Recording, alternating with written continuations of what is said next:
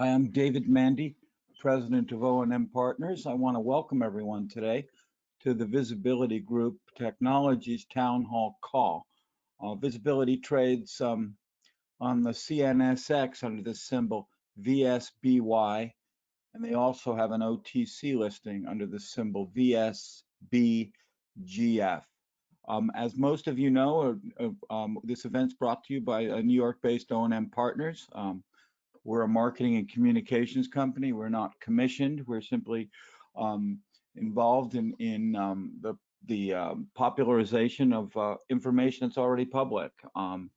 We bring investors and managements of public companies together in real time.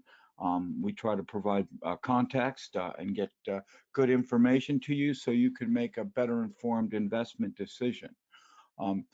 Please feel for our larger listening audience, do please send in your questions through the chat feature function on GoToWebinar. If you'd like to ask a question personally, please indicate that you would like to be unmuted and we'll call on you. Yeah, that's pretty much the most important thing because we do welcome everyone's questions. Now we're going to turn to our host, Jay Hutton. Jay is the president, he's the chief executive officer and the co-founder of Visibility Group Technologies. Jay's a veteran in the software executive. He's a veteran in the business. He's got 25 years experience and was VP of Ascent Communications during its high growth period and ultimate sale to Lucent Technologies in 1999 for $24 billion. Jay spent 10 years as a CEO in private equity. He introduced the electric payment options to the New York City's 13,000 taxi cabs, which I remember well. It's a real pleasure to have Jay with us today, and I'm going to turn the call directly over to you, Jay. Thank you, David. Good morning, everybody. Just got to make sure I do full screen mode here. Thank you for the opportunity. These are interesting times for all of us. I think we're all going to be experts on using virtual meeting capability the next several weeks. I probably Jay, do you want to sorry, Jay, do you want to show your web camera real quick? Oh, yes, I'm sorry. Sorry about that. No, thank you. I'd forgotten. This is me in my home office doing what I'm normally doing these days, conducting my meetings from my office. But I'll start really quickly on the background. I like to start quickly on this slide with a little bit of the key messages about the company, sort of the key takeaways, and then I'll backfill it as I get to the content of the presentation. I'll spend about 20-25 minutes because I find that these sessions tend to be considerably more valuable based upon the questions that are coming in. Sort of the 6 sort of key components to the company that I like people to remember. The first is that we're not a regular tech startup. You know, and unfortunately or fortunately, depending upon your point of view, we have an executive management team which has sort of been there, done that. We're all plus 50, nobody plus 60, thankfully, but we've got a youngish team, and I like to talk about that as experience and wisdom as opposed to old and staid. We're all software people. We've got a couple of people from our company that come from retail. And as I talk about the organization, you'll understand the value of retail. We even have a couple of people that come from security, deep security capabilities. And the topic of the company, the sort of takeaway, one of the takeaways is that we're the nexus of marketing security at the intersection of both. That's number 2. Number 3, we self-funded this company through all the high risk periods. And as a former VC, that's a fairly atypical story. We're not coming to the marketplace with a prototype idea concept that may or may not work. We really don't know. We've gone through that and we validated it. We validated the market. We validated the technology. We validated the model, how we sell it, how we generate revenue. And we've done so with some of the biggest brands in the world, which I'll get to in just a moment. But 4 more sort of takeaways.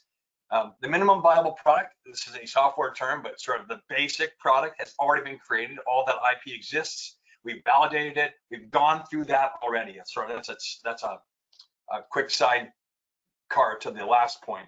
The early market, and this is kind of the obscenity of visibility. We created this marketplace. We have a bunch of people that have followed on and helped us fortify the marketplace.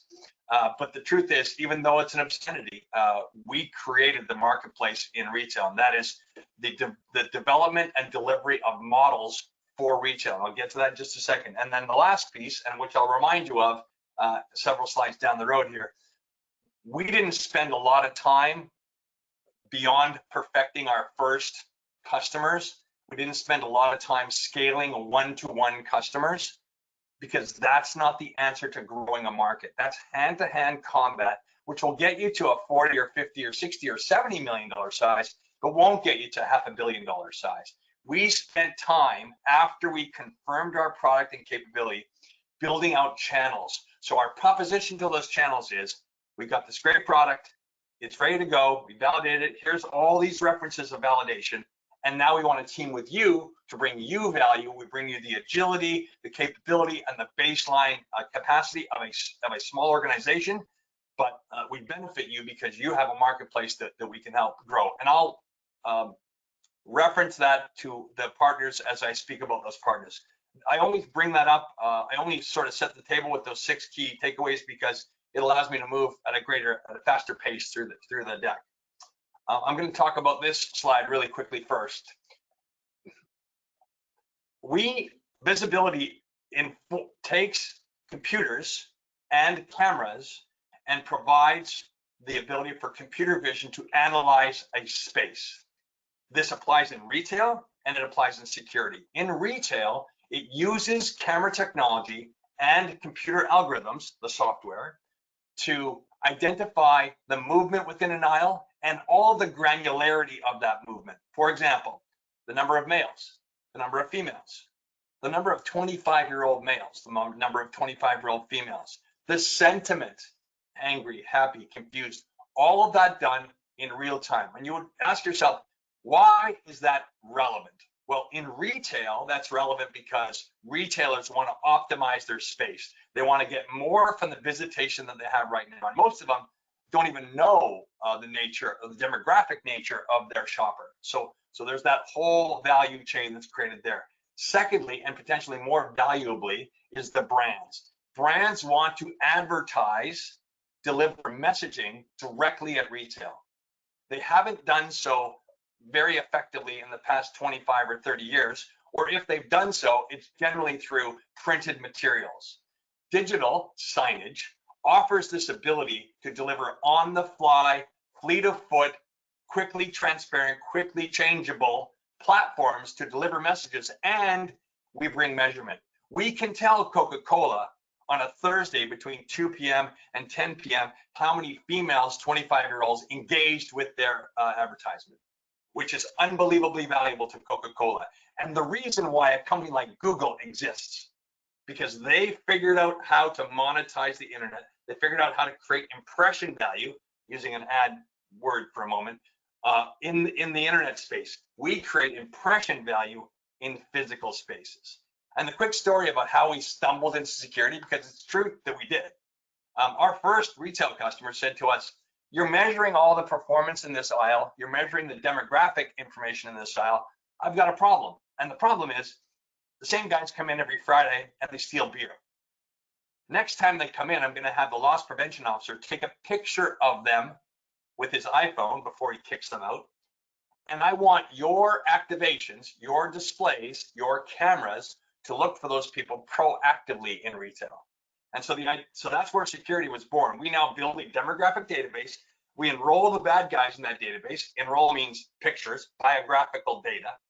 And then we look for them live in retail. We've expanded that, of course, to smart cities and a whole bunch of different applications, including weapons detection, looking for weapons. We teach cameras, again, to identify, collate, report, and analyze what they see in live video. So it's very valuable and very applicable to both retail and security. I'm gonna move forward really quickly. I talked a little bit about the leadership team. I actually had a shareholder say to me once, "The reason why I invested in you guys is because you're all old." You've all seen this before. And there's a certain amount of offense to that comment, but the truth is we're a team that's had the ability to bankroll this company to the tune of $3.5–4 million from ground zero, which is not insignificant. We didn't actually turn to external sources of capital until we felt that the risk had been mostly unloaded. So the senior team, I'm not going to go through each of them except to say that for me, I'm a software veteran, spent time in large company, spent time in a rapidly evolving company by the name of Ascend Communications. Ascend built the internet. So it was a good time in the early 90s to be in a company. I was employee number 60. And when I left 4 years later, there were 16,000 employees. So it's a rapid expansion, lots of good, lots of bad in that exposure. And then I went to work for a venture capital firm. I got to understand the language and the dictionary of venture capital and understood the good and the bad of that. And then went on, I convinced actually that venture capital firm to fund a company that I then took public in 2004. So this company, VSBLTY, is my second public offering, second company that I've taken public. Tim Huckabee, I'm going to mention just really quickly. Microsoft has a group called the MVPs, RD, Regional Developers, MVPs. And that group was formed in the mid-90s.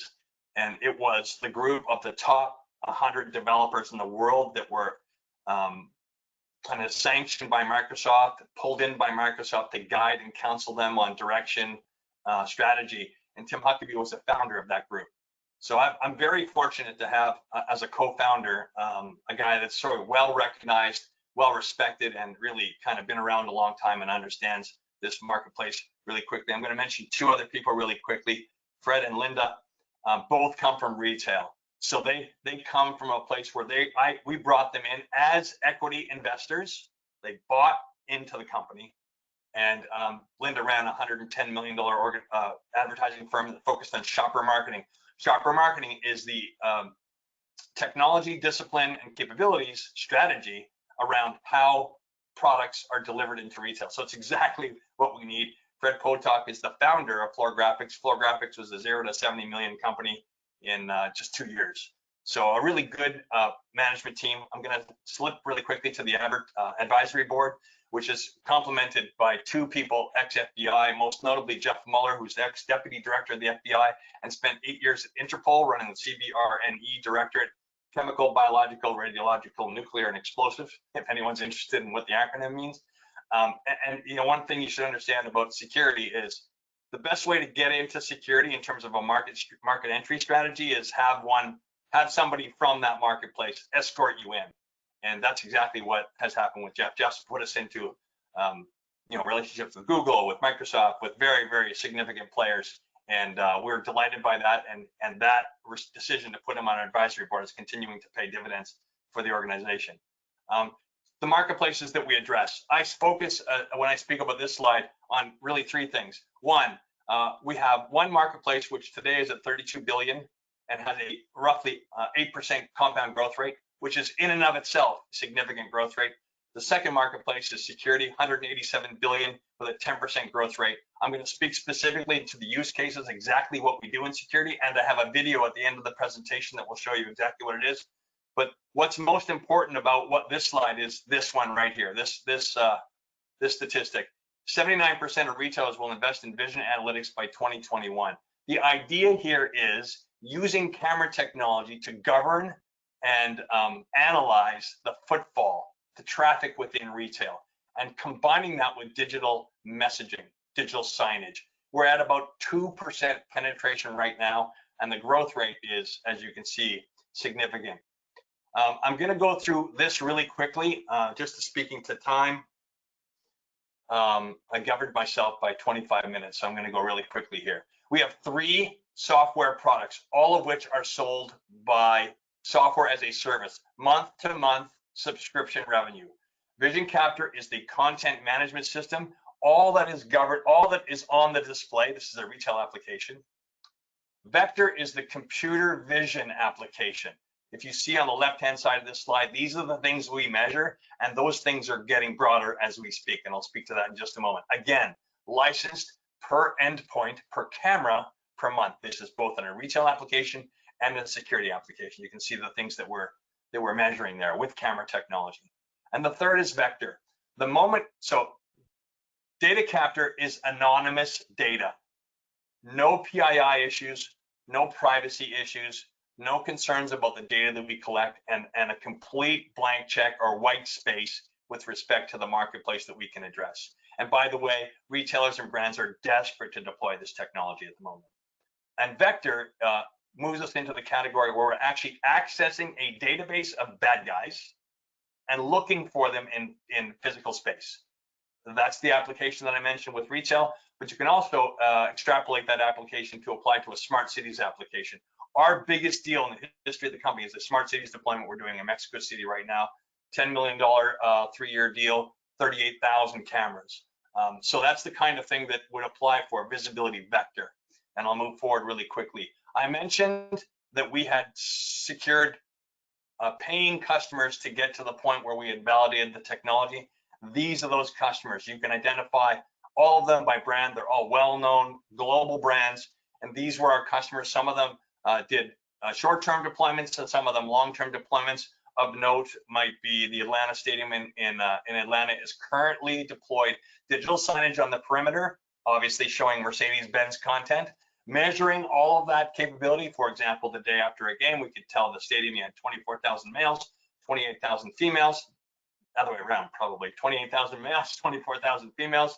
The age breakdown, the attention each of the digital displays got, broken down by person, by day, by time of day, that sort of thing. And because they've been 1,200 guys that have been foolish and drunk and kicked out of the stadium in the past, we found 10 of them on this particular event day, as an example.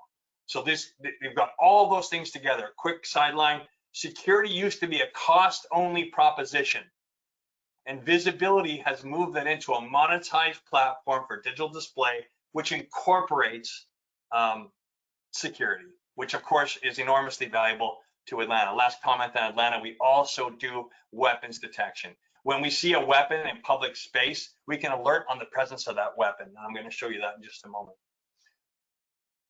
Why 2020 is a really important year for us? Because 2019 was a very important year. What we did in 2019, this may sound crazy, we did not focus on the revenue model. And the reason we didn't focus on the revenue model, even though we did secure revenue, and we've been in revenue from day one, which is kind of different. We're not completely blank slate there. The reason why we focused 19 the way we did, which was on channel deployments, is what I said earlier.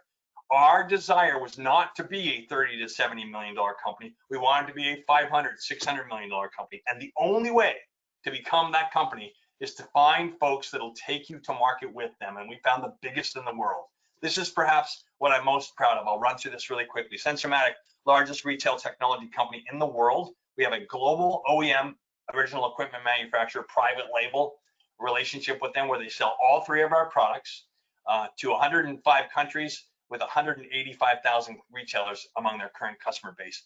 A very large deal. I have 1 foot on the brake and 1 foot on the gas for that deal, because as you may know, large companies can overwhelm me with their resource requests. So we're doing this tiger team approach where we're actually training people, and then they train people, and then they train people. So that's happening now. We're going to go to revenue with the Sensormatic relationship in this quarter. The second one on the right-hand side is a partnership that we're desperate to announce, but can't yet announce because they want to make a bigger deal about it. And the plan is they're doing this in Q2. We're already in revenue with this partner, the largest display company in the USA, 17 billion last year in sales.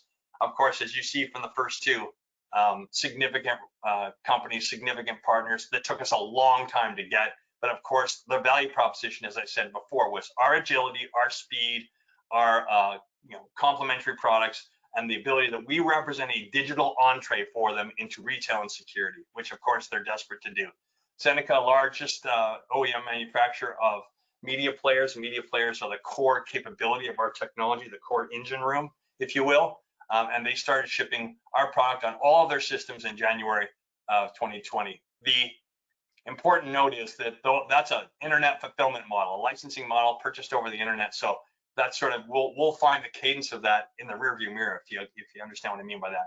News America Marketing is the largest in-store media company in the world.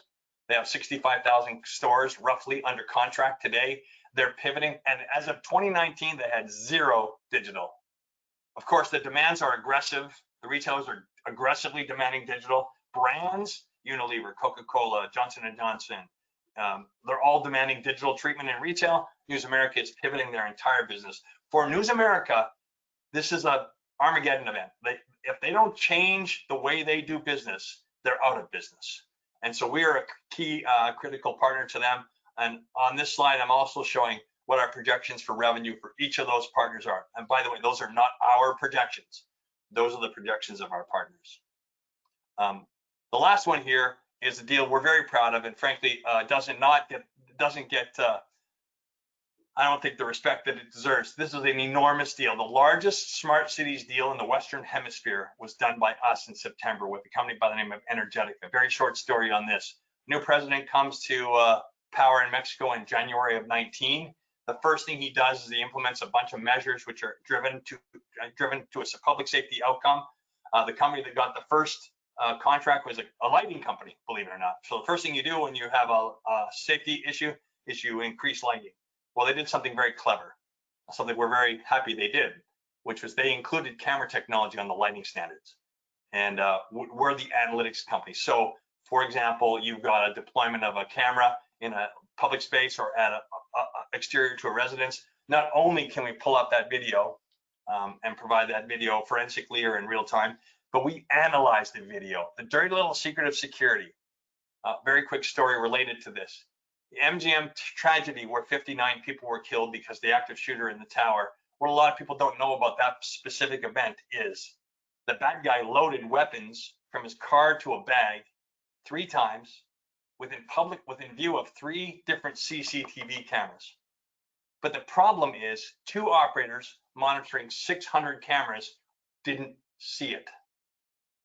So that if you can think of nothing else in terms of visibility, your principal takeaway would be these guys are middleware.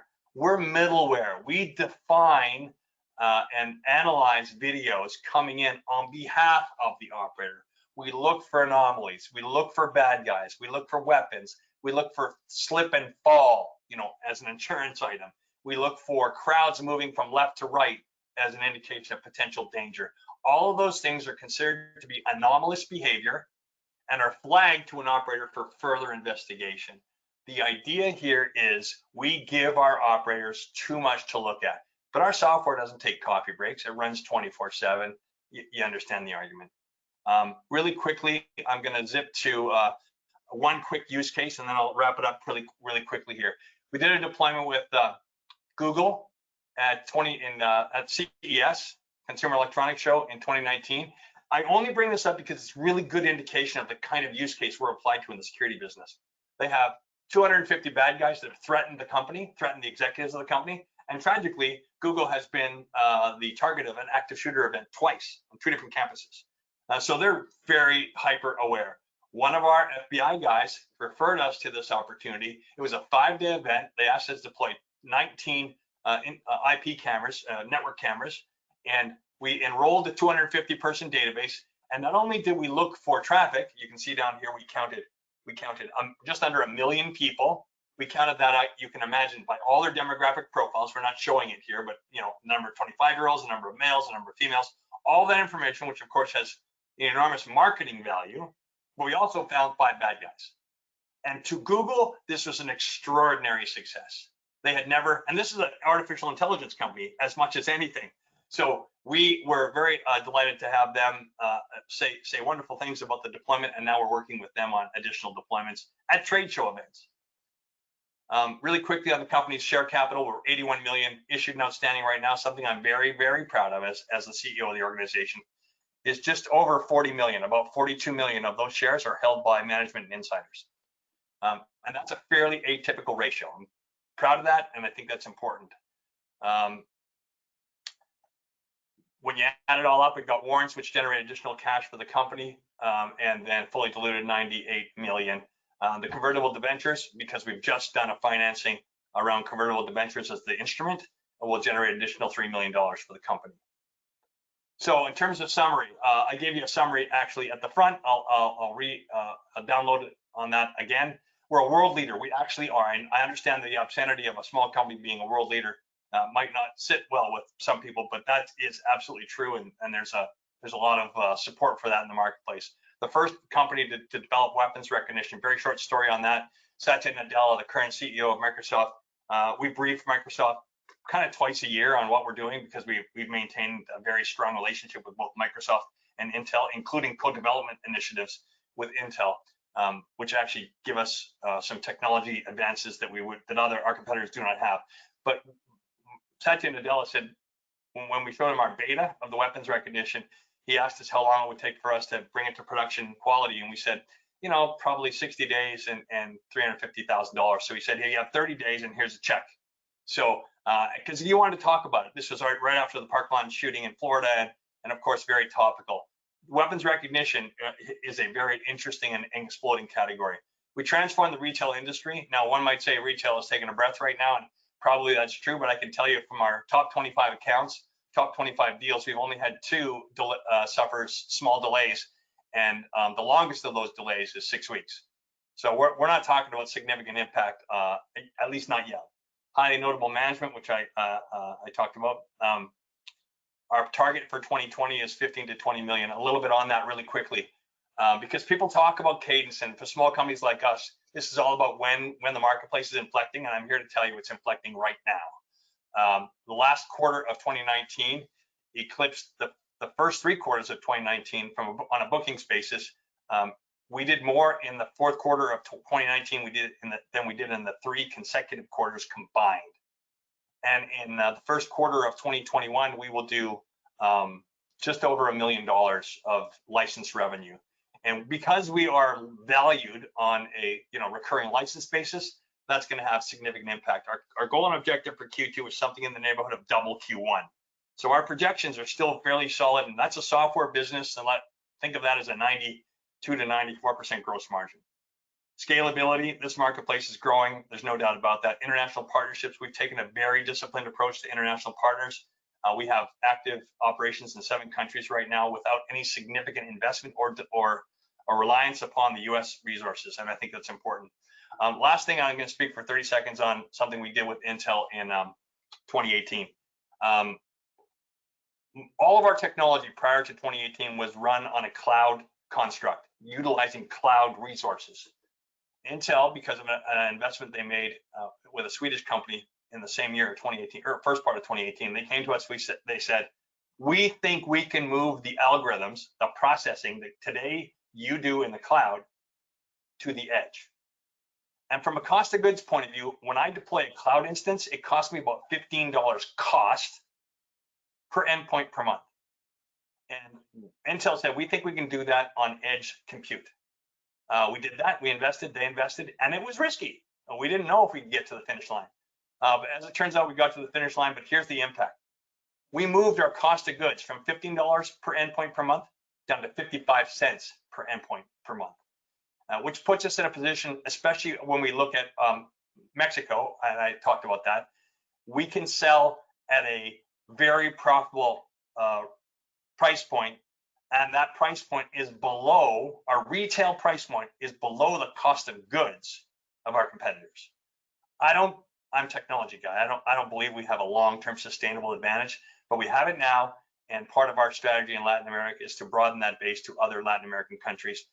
We're right now working on contracts, so we're past the selling, we're past the validation with 3 other countries in Latin America to do similar things. We believe the Latin America addressable market is north of 3 million cameras.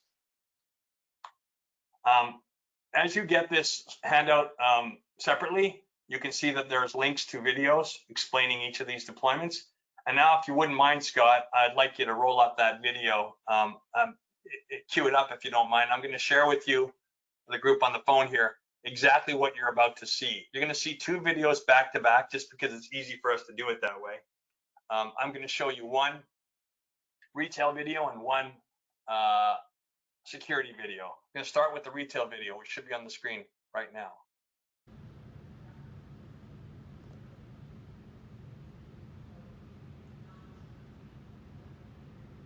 The camera is right here where my mouse is. And as you approach, it goes to pricing. This is really important. Kraft pays for this deployment. Don't roll the second one yet, Scott. Kraft pays for this deployment. There's a camera right here giving Kraft an ROI, the number of people that looked at their display, which is really critical for Kraft. They wouldn't spend the money if they didn't have that. It gives them all the analytics around the nature of their consumer, male, female, age range, etc. And it gives them all that value in real time. The second thing that it gives, in this case, Rite Aid, the retailer, is it gives them the ability to do what was once manual pricing, to do it electronically on the back of a platform that was paid for by Kraft. So we've got new revenue. Kraft pays Rite Aid for the presence in the store, and it's got a defense component, an operational savings component, because we're doing pricing directly on the shelf strip. Really important, and VSBLTY was the creator of this technology and really driving it hard. The second video, if I could just talk about it really quickly, is a deployment we did at the Rose Bowl that does two things. One, we're displaying advertising around a football message. It's at the Rose Bowl, so hey, these are the best plays, best 25 plays in Rose Bowl history. We've got a big screen at the queue lineup showing those plays. Around the video, we've got advertising, Pepsi, Coca-Cola, Budweiser. You can imagine at a sporting event. But in addition to delivering an advertising value, because those advertisers pay for that presence, we're also looking for people that have been kicked out of the facility before they're in the facility. So as you see this video, it will show you a lineup, people looking at the football screen, looking at the plays, but also that camera is looking and accessing a database, trying to match persons in line with a database entry. If you could just play that video now, it should be self-evident. And the last thing I want to point out is on the right-hand side over here, sorry, left-hand side, you'll see the alerting mechanism. The alerting mechanism is sent directly to a guard or an officer at the lineup 10 feet away. So it will pick up this person in the lineup, identify that person by name, and alert the guard so that that person can be kept from the facility. This is before the person has even entered the facility. Go ahead, Scott.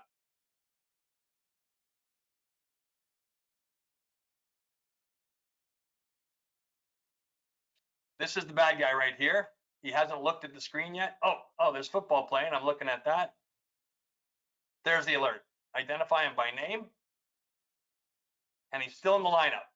Over here on the left-hand side, you're seeing the alert. Go to a cell phone. On the cell phone, what we've given the guard is, we've just seen this person in line. Here's the database entry. Here's the live entry. And here's the confidence rating that this guy is Joe Smith. And so the security guy is not going to tackle him, but will certainly query him for identification to validate that 85%. So security is all about perimeters, giving security people notice and notification that something bad is happening they need to get involved in. An example might be if this person here were carrying a weapon, we'd also get a probability here, an alert and a probability that we have 63% certainty that this person here is carrying an AK-47. All of this before that person or persons are in the facility. That's it. I guess we'll open up for a Q&A right now. Thank you all, by the way, if I don't get a chance to do it later, thank you all for your participation. Thank you, Jay. Great presentation, very clear. We're going to start with Calvin Horry. Calvin, question today for Jay? Yeah, hi. What are your capital needs for this year? Do you have to go back to the market and raise any more capital? Right now, the biggest risk for the company isn't, the expansion capital you might think. We do have a little bit of execution capital we're looking to secure, but we've got very close participants in the company, and we might do that. There's a little bit of uncertainty really as to the longer term impact of coronavirus. We're sort of planning and working that through, but we're not desperate for additional capital. We opened up a financing about 2 weeks ago. We closed half of it. The remainder is about 1.7, and we're looking at, believe it or not, reasonable confidence that we'll get that done. And really, once that's done, we think we'll be set for capital to the point of profitability. You have a rough estimate of your monthly burn rate? We're actually lowering it right now for a couple of reasons, but about 290 is the current run rate. Burn rate. For the purposes of that calculation, because I'm a startup guy, forgive me, I've removed revenue, but we're going to book about $1 million and $1.1 million, $1.2 million in Q1 revenue, and I haven't factored that in yet. So if you take our initial Q1 revenue against our burn, we're about cash flow neutral at the moment. So $1.1 million in the Q1, and you're projecting 15 to 20 million this year. It's going to be a big second half then, isn't it? Yeah, well, that's the nature of software as a service. It's nonlinear. 2 goes to 4, 4 goes to 8, 8 goes to 16. That's the nature of the business. And you look at SaaS companies, and that's exactly how they grow. I mean, if we find that, by the way, we only need 4.5 million to be profitable. So our objective and target is 15 million. But if Corona represents risk to us, it's not going to represent, $10 million of risk. It'll, we'll come in at 11 or 12, not 15. But right now, I see zero reason to modify that objective, and that's where we are at the moment. Okay, great. Thanks. Thanks for being on the call, Calvin. We're going to turn to Doug Loud. Doug, thoughts today? Good morning. I find your situation fascinating as an ex-venture type, but being an old crotchety lawyer type, older than your crew a little bit. 2 quick things. One, you're gonna ask me about privacy. I know you are, right? What? I'm gonna ask you about what? It's always the lawyers that ask about privacy. Oh no, actually no. Okay. Although could see some people coming That's after your you. typical lawyer. But you made reference to 2 quick questions. You made reference to something called Edge and Yes. how you can use Edge versus the cloud. And the other quick question is, the Department of Commerce has some very nasty regulations and people with nasty teeth for security and technology transfer to foreign countries. Yeah, Could you address both of those? Yeah, absolutely. So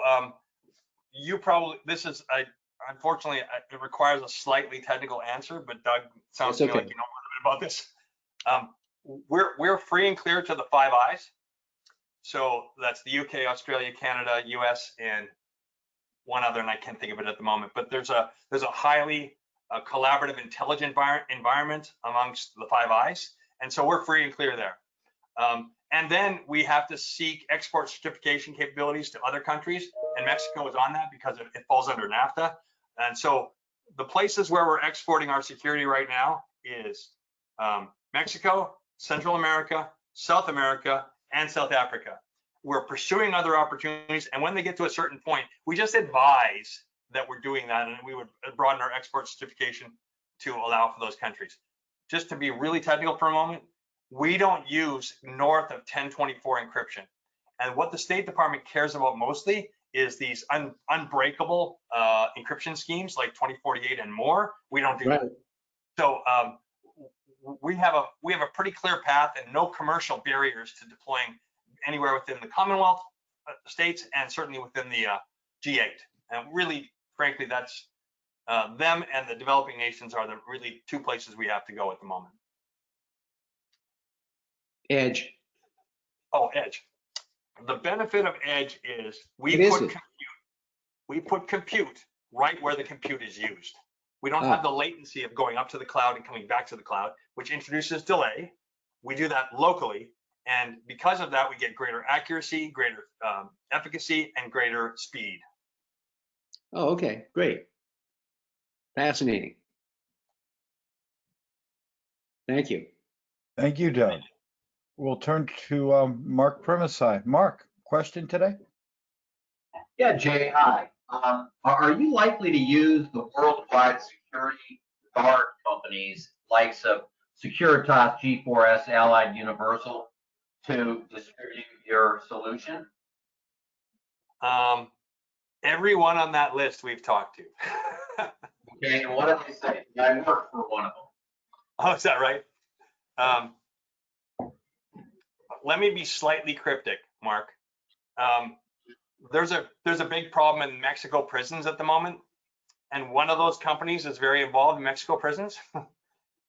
So we're looking at ways to deploy facial recognition in the prison system in Mexico. And the problem is that narcos impersonate one another. So one guy gets convicted and some guy goes in his place to serve his time. And they've got no real mechanism to validate that because they all burn off, they don't have fingerprint capability for a bunch of reasons. So using facial recognition to do that is a very active conversation with Mexico prisons, and to also utilize the technology in concert with some of these big security systems integrators, you mentioned a few, to pull facial recognition feeds, video feeds from body-worn cameras, again, for confirming identity. So our go-to-market, this is maybe the macro way to answer. Our go-to-market is exactly with those players. We've done a really good job on the retail side, finding security, so the retail integrators, if you know what I mean by that. We've done an okay job on security. Look for us to do more. In fact, in the next month, we'll announce integration relationships with one and possibly two security integrators, because that's exactly how we go to market. There's so many moving parts, Mark, that for us, we want to stick to what we do best, right? Great, thank you. Thanks, Mark, for your questions. We'll turn to Martin DeBovis. Martin, anything today? Yes, two questions. One is, do the local laws in these different countries affect your operation differently than they do in the US? And my second question is, do you own the software that you're using? Do you have a staff that's enhancing it on a monthly or weekly basis? Sure. So yes, probably my biggest spend is R&D.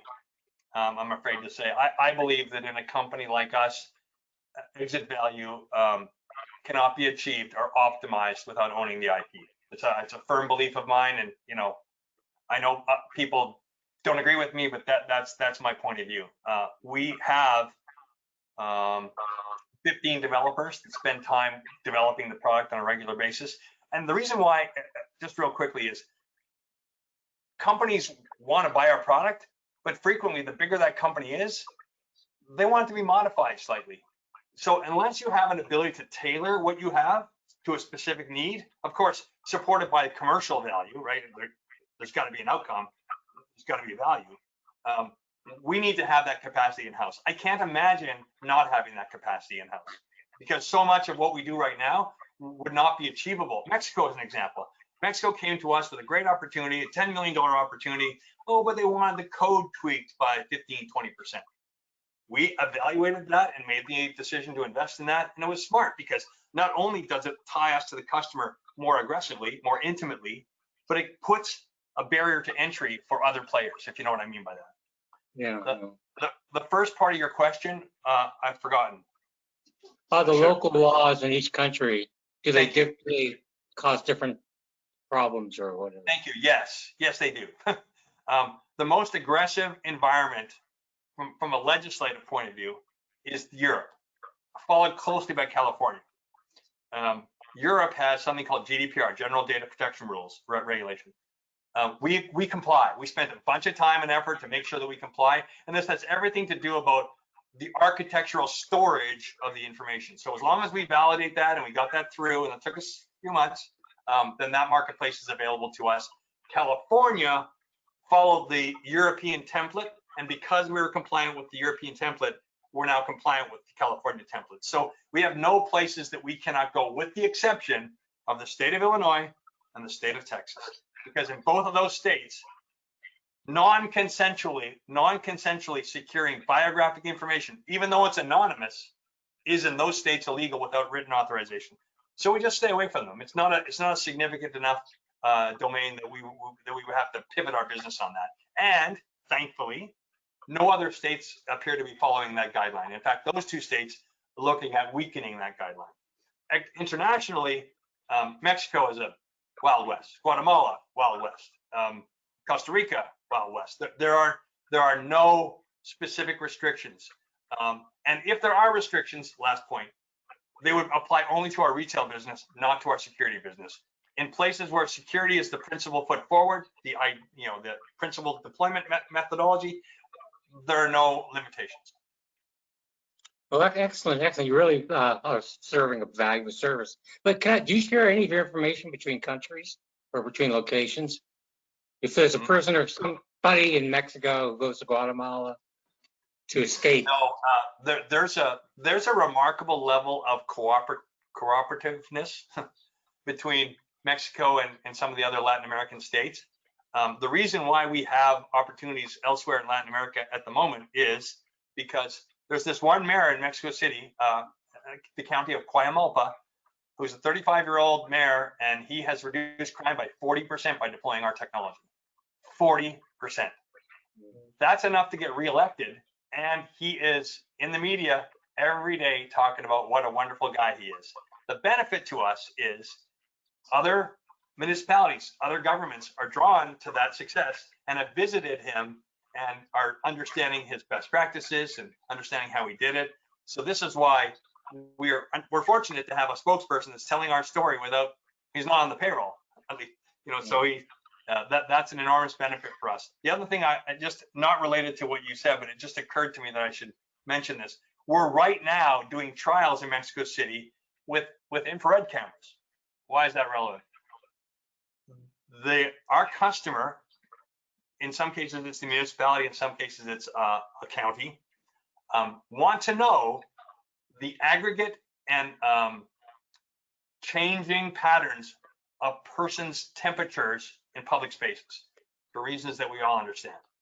So we're just deploying camera technology, infrared camera technology that uses machine learning, our product, to be able to create heat maps across a broad spectrum of locations where overall the people in this square or in this neighborhood, their temperatures over the last 7 to 10 days have been rising as a population, and therefore that appears to be a place where we have to spend a little bit of time investigatively. We didn't have that even in our notion or idea 2 months ago, but we've got this ability to do that now. It's early, it's piloting, but of course its value,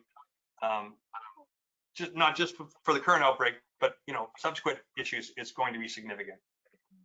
Well, excellent, very exciting. Thank you. Thank you for being on the call, Martin. We're going to turn to Murray. Murray Vanderbilt.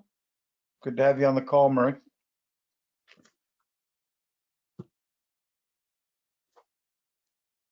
Can you hear us, Murray? Can you hear me? You can. Hello? Gotcha. You can hear you. Okay, sorry. Jay, fascinated as it was the first time I heard the story, 6 months ago or so. Little over my pay grade, so I immediately called a contact, young VC venture capitalist type in Palo Alto. And, they reviewed it, and what they came back with, and I'd love you to address this, was, yeah, there's no way these guys have the size and depth to be a player in what they're trying to do. They, to create the artificial intelligence database, they don't have the assets. And so maybe you could address the number of employees you have, because it certainly seems like you're doing the right things, making the right contacts, connected to the right guys. I mean, so for a layperson, to me, it looks like all green lights. To a skeptic in the Valley, it's like, they're not going to be a player. I worked in the Valley 4 years, and I understand the comment. But honestly, man, I would, if I stopped doing what I'm doing because of skeptics, I would never do anything. Let me address that. It might take me an hour to do so. I'll try and digest it quickly or more quickly. We don't build the algorithms. That's the hardest part, and that's the most time consuming part, the most expensive part, most resource intensive part. We license the algorithms. We license them from Microsoft and Intel. Those are the two players. But if tomorrow, Frank and Joe Incorporated come up with an algorithm that's better than those two, we build the framework. You don't want to build algorithms. Algorithms are commodities. They become commodities overnight. We don't build them. We incorporate them in our tools and framework. And our framework is OpenVINO. Intel has been a key participant for us. We get a benefit from the participation of Intel. But to answer your question, we have 15 developers, 25 people in the company, and we laser focus our effort and energy. We don't compete with IDEMIA or AnyVision or any of the big boys that your friend in the Valley would have told you about. We don't.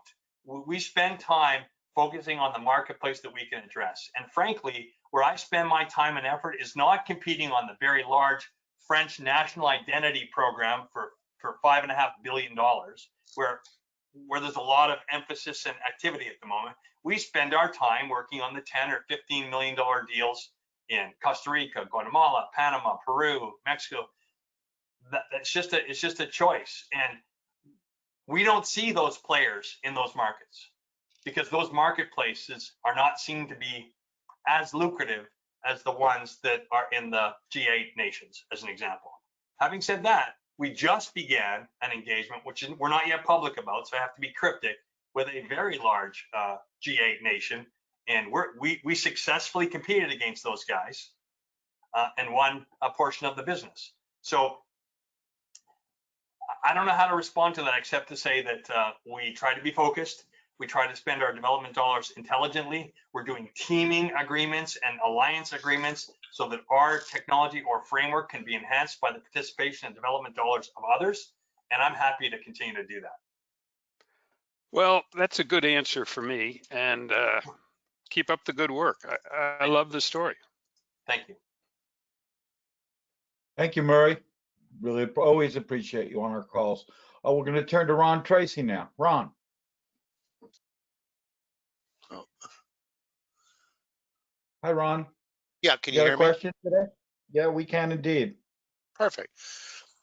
I'm a legal security. I do some security work. I'm a legal concealed carry. How do you identify the weapons, Jay? We could never identify you. We're optical. Okay. If it's not brandished, it can't be seen. An example would be this tragedy in El Paso, Texas, Walmart. What's not really appreciated, it's probably appreciated by you. You're a guy that follows this stuff, no doubt.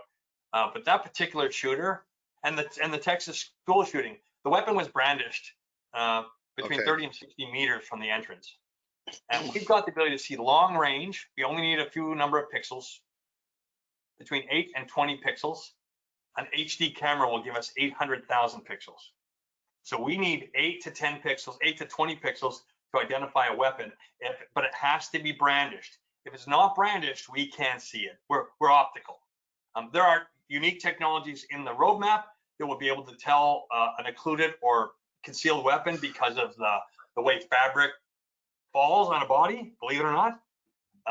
But that's still coming. It's promising, but it's coming. But we don't do that right now. So our focus is using optical, getting the most out of optical capabilities and identifying occlusions or no, not occlusions, but brandished weapons that can be physically seen, which, by the way, doesn't diminish its value in a security context because, as we know, the weapon's frequently brandished. Exactly. Excellent. Because if you can get, that's a huge advantage if you can get it out of the parking lot so it doesn't even get into the event. That's fantastic. Well, the idea also, I'm sorry to interrupt. It's really quickly because Sure. It's a very important comment. What do you do? What do you do when you see a weapon 30 meters from the store? Well, you lock down the store. And even if you do this, false positive from time to time, it doesn't matter. Because what Walmart cares about is not what you think they care about. Of course, they want to increase safety at Walmarts. If people die at Walmarts, people stop going to Walmarts. But here's something you may not know. Walmart's interested in deploying technology, even if that technology is proven to be ineffective, like a false positive from time to time, because they have what's called in law a duty to mitigate. If they do not deploy technology, whether it's perfected or not perfected, if they choose not to deploy the technology, their liability from an insurance point of view goes up. So they're very motivated to utilize the technology because of insurance issues as much as anything. So see this coming. In fact, with that particular customer, I'm not going to go too deep into it, but they've got both loss prevention concerns and active shooter concerns, and they will be satisfying those concerns with perimeter security. excellent point. Thank you very much. Thank you. Thank you, Ron. We'll turn to Scott. Scott, any questions that came in from the audience? Yeah, we have a couple. The first one is more about your retail side. I know a lot of these are about security. Let me sort of see if I can summarize it. You kind of touched on this, that in the retail space, who is your client? Is it the grocery store or the brand, say like Coca-Cola, or both? And who gets the intelligence? And is that in any way monetized by visibility? Do you sell above the software suite any data to third parties? That one I'm going to take notes on so I don't forget, because there's gold in those questions. Okay, so We write those, Jay, we write those down for you, so you don't have to write them down. You'll get them from us. man. Yep. So our customer is principally, at least so far, it is the brands. If you can think about the brands, you're going to think about the high margin product brands sell. In our market, we have an acronym called FMCG, fast moving consumer goods. Think of chocolates, think of beer, think of beverages. Those are considered to be fast moving. And those brands are interested in sales velocity. So they want to sell more product from the same footprint.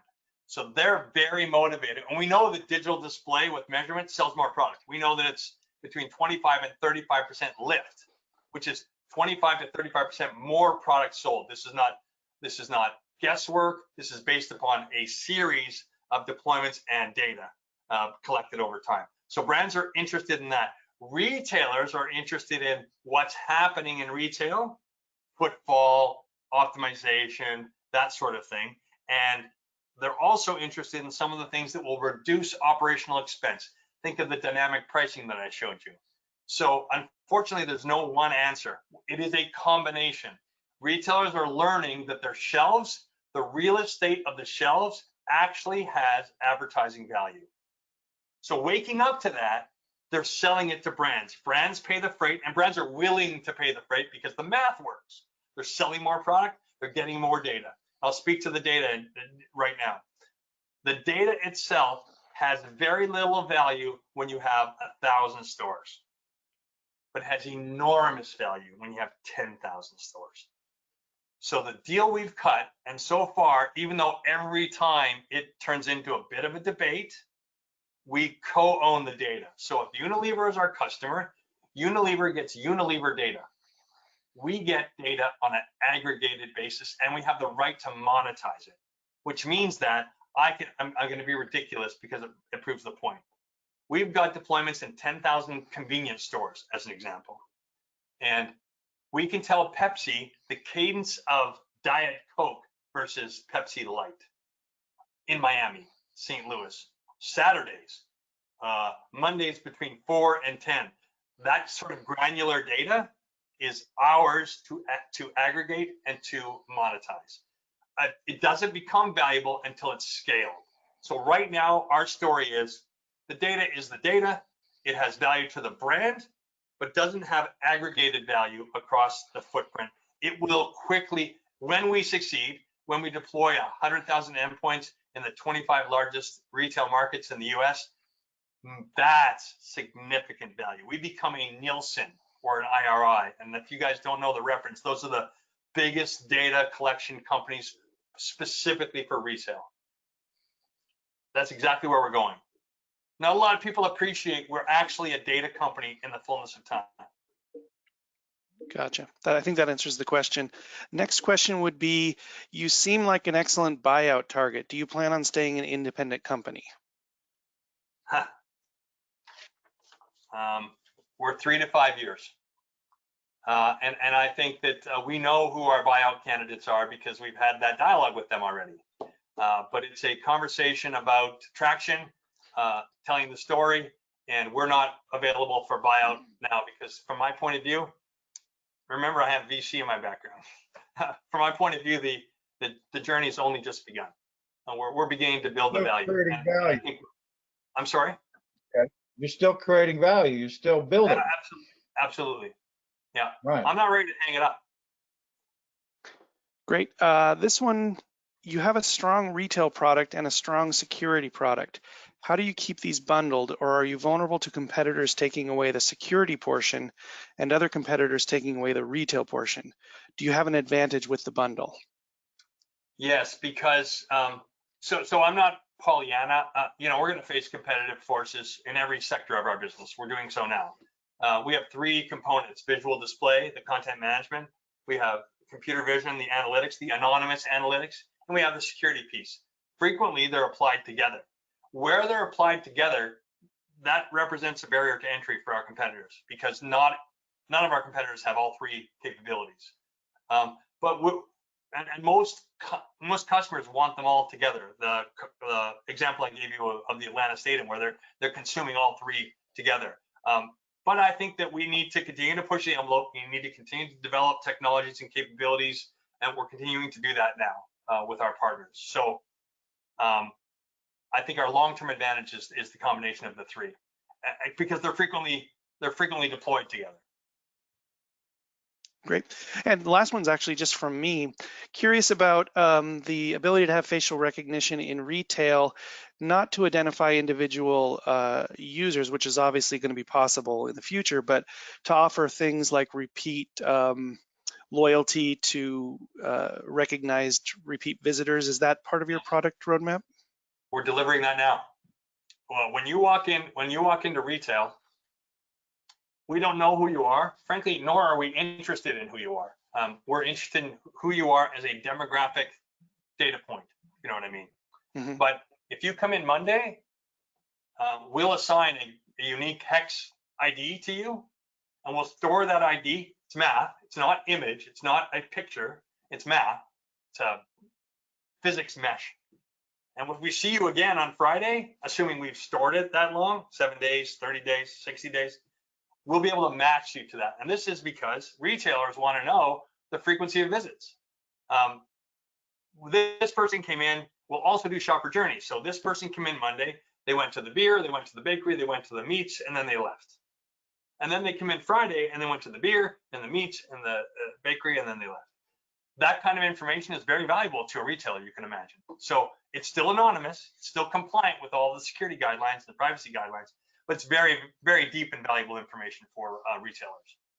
We're doing that now. That's part of the current product right now. Excellent. Well, that was the questions from the field. Great. Thank you, Scott. Thank you, Scott.